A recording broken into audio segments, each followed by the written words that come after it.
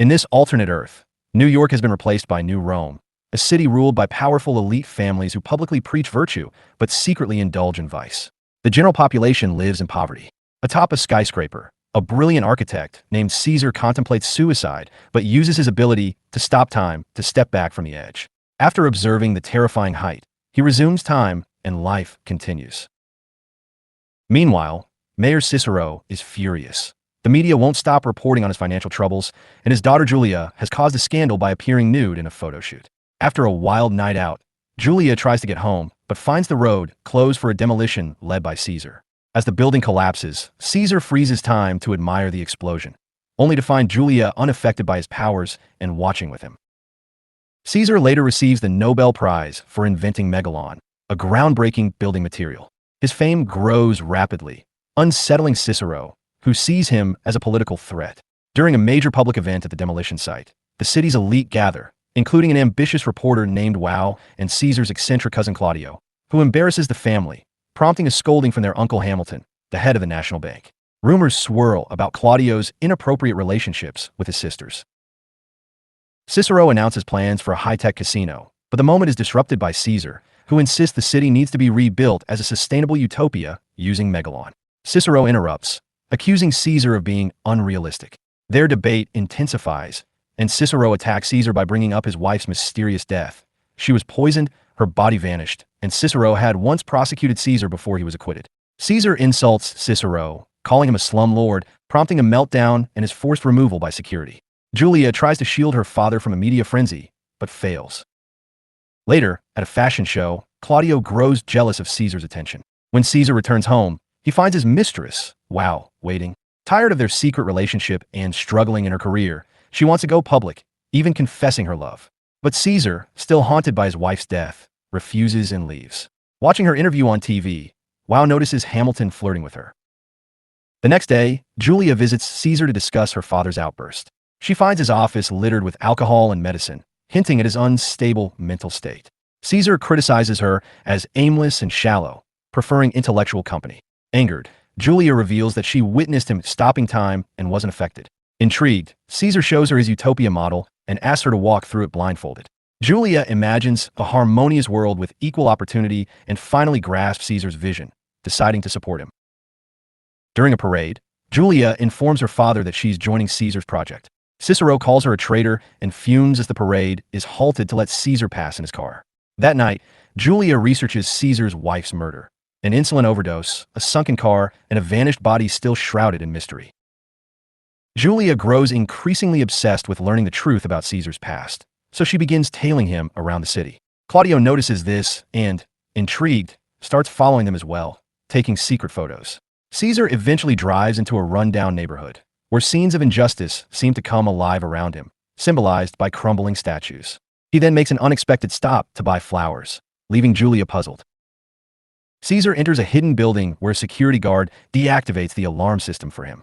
Inside, Caesar offers the flowers to what appears to be the preserved body of his wife, lovingly cared for by gentle attendants. But when Julia sneaks in, she finds Caesar alone. The entire scene was only a figment of his imagination. Moved by the depth of Caesar's enduring love, Julia quietly leaves. The next day, Caesar goes to the top of his tower to observe the city and draft new plans. Julia joins him and asks what institution is most vital to preserve in his envisioned utopia. Caesar replies, marriage. In the weeks that follow, Wow grows closer to Hamilton, and the two become engaged. On their wedding night, Wow gives Hamilton a statue of himself. Julia attends the lavish celebration with Caesar, who notices anti-Megalon protesters outside, but ignores them. Journalists press him about the material's safety, but Caesar deflects with jokes, insisting it's harmless. Pop star Vesta arrives wearing a stunning dress made of Megalon with embedded cameras that render it nearly invisible. Caesar admires her commitment to chastity until marriage. Cicero is booed upon arrival. In keeping with the theme of New Rome, the celebration includes gladiator games and chariot races. Julia is interviewed by students and hears rumors that she's romantically involved with Caesar. Meanwhile, Caesar spends the evening in a haze, drinking, smoking, and using drugs, surrounded by fans and admirers but emotionally detached. Julia trails him, trying to intervene, but he's unreachable. At the height of the night, while eccentric clowns finish performing, Claudio bribes a producer to play a surprise video. as Vesta begins singing for her chastity campaign. The giant screen is hijacked by Claudio's video, showing Caesar and Vesta in a compromising situation, supposedly caught by paparazzi. Chaos erupts. The crowd turns angry, bodyguards rush to protect Vesta, and a brawl breaks out on stage. Cicero attempts to calm things with a speech, but no one listens. Protest signs make it to the platform, and Caesar, trying to flee, is punched and dragged into a fight while still hallucinating. Overpowered, he collapses. Julia finds him and drives him away, but police stop them. Caesar is arrested. Vesta is reported to be a minor. In jail, Caesar attempts to use his time-stopping power, but fails. Meanwhile, Julia and a friend investigate at the city archives and discover documents proving Vesta lied. She's not a minor and wasn't born in New Rome. Julia brings the evidence to her father Cicero the next day. Instead of using it to free Caesar, Cicero destroys the documents, claiming that while Caesar may be legally innocent, he's morally guilty. Julia storms out, determined to obtain another copy. She heads to Hamilton's residence, but is intercepted by Wow, who stops the elevator and threatens her, warning Julia that both Hamilton and Caesar belong to her. Claudio is also visiting, seeking favor to become Hamilton's heir, but Hamilton is suspicious of his involvement in the scandal. Soon the media catches wind of the truth. Reports confirm Vesta's real age and that the video was doctored with forensic evidence backing up the claim. It was all a setup. Caesar is released from prison, and Julia visits him once again at the top of his tower. Caesar is heartbroken over losing his ability to stop time and finally confesses that his psychological struggles stem from overwhelming guilt. Though he didn't kill his wife, he blames himself for not being there for her when she needed him most. Julia consoles him, and when they hold hands, Caesar's power miraculously returns. Their kiss marks the beginning of their relationship. Weeks go by, with Caesar fully immersed in his city project and spending more time with Julia. He even tries to introduce her to his mother, but she's senile and doesn't comprehend the situation. In private, Caesar and Julia experiment playfully with frozen time. Meanwhile, resentment among the lower classes continues to grow. Many despise Caesar for demolishing their homes to make way for his ideal city. Desperate to see his cousin fall, Claudio joins the protest movement to incite more unrest. Word of Claudio's schemes eventually reaches Cicero, who instructs his assistant to deal with it.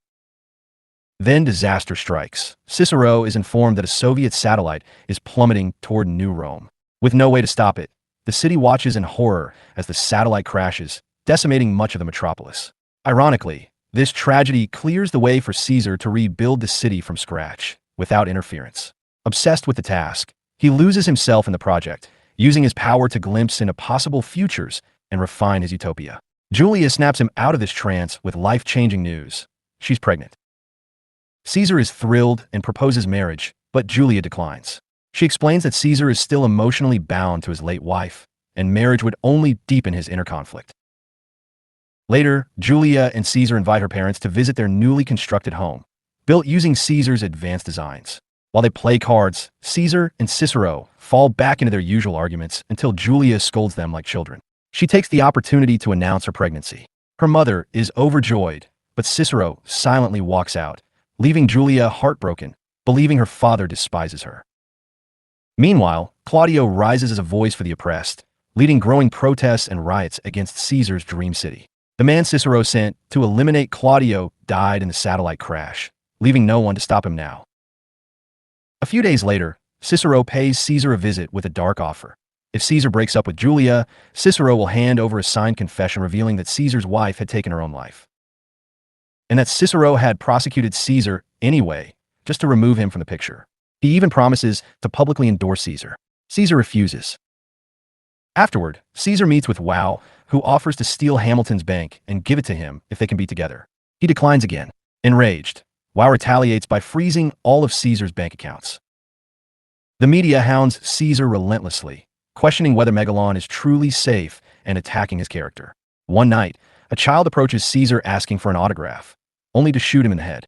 The attack sends Caesar into a surreal, looping hallucination. Julia rushes him to the hospital, where doctors consider using Megalon to reconstruct his skull.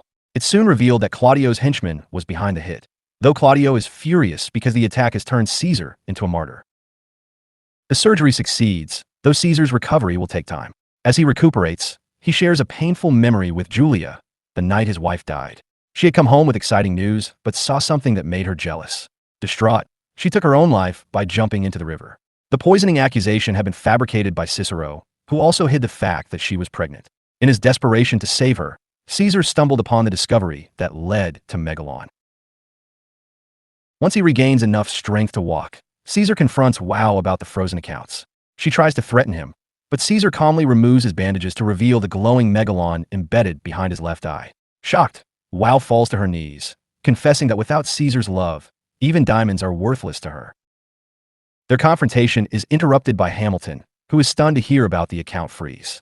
He promises to resolve the issue, assuming it was simply an administrative error. Later, Wow and Claudio meet privately and begin an affair. Suddenly, the city's lights begin to flicker and fail. Claudio explains that Caesar's systems are draining all the power. Meanwhile, Wow confesses that Hamilton requested a prenuptial agreement, cutting her off from any claim to the bank. Realizing her plan has failed, she proposes a new one, teaming up with Claudio for a hostile takeover. To help sell the image, she gives him a makeover, cutting his hair to make him look more mature. When Claudio next visits Hamilton, the older man is pleasantly surprised to see his nephew appearing more responsible. As part of their scheme, Claudio requests to be appointed interim CEO of the bank, claiming he wants to help the family business. Flattered and hopeful, Hamilton agrees and signs the papers, only to realize too late that the contract names Claudio as the official CEO and chairman. Betrayed and devastated, Hamilton suffers a heart attack on the spot. Months later, after Julia gives birth, she and Caesar marry in secret during Saturnalia, the city's version of Christmas. Meanwhile, Claudio and Wow continue executing their plan. Claudio persuades the board to permanently remove Hamilton from the bank. With control in hand, he rallies the rebels and sparks the largest riot yet. Fires erupt across the city, and law enforcement struggles to contain the chaos. In response, Cicero publicly denounces the violence and then escapes underground with his wife, Julia, and the baby. Even as he cradles his granddaughter, Cicero can't stop insulting Caesar.